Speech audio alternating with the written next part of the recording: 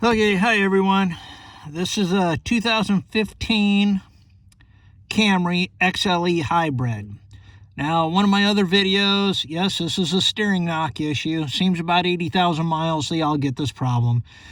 My 2009 Camry steering rod, I did a video on that, and that shows right here, you could have splines there. And if you go up underneath and disconnect the knuckle there, there's the big bolt, disconnect it. But what you want to do, you want to mark it. And I think you can see, there's my black mark.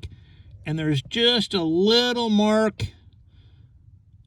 on the shaft to where when I slide it off, I can make sure I slide it back on the correct splines. So I took this one off.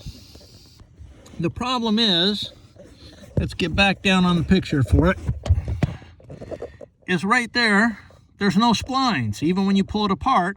Now there is a little seal there. I pulled it apart, pulled it all the way as far as I could and couldn't get to any splines. So I'm not sure what they did inside there on these updates or newer models. I've seen a couple other videos with some other cars, other Toyotas that kind of have the same design. So as I moved it in and out, some white grease came out of that seal, and that's the last thing we want is more grease coming out of that thing, because that's the problem. Believe it or not, that little knock is lack of grease on the splines. So I put it all back together, tried to do some more research, went on a couple drives, had to run some errands, and all of a sudden it's not knocking. So if you want to save the replacement, and there's a couple places that do really good jobs on videos on replacing these things. I think A1 Auto has a great job as far as replacing this whole steering shaft. And but nobody said anything about greasing it.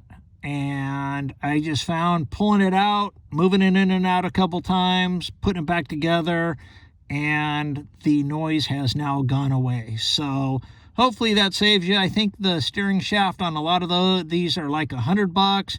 Although, however, on the 15 Hybrid XLE, it's about $200. So instead of doing that, it takes you 10 minutes to pop that shaft off, slide it in and out, put it back on, and getting down in there really doesn't do anything. It's a dust cover.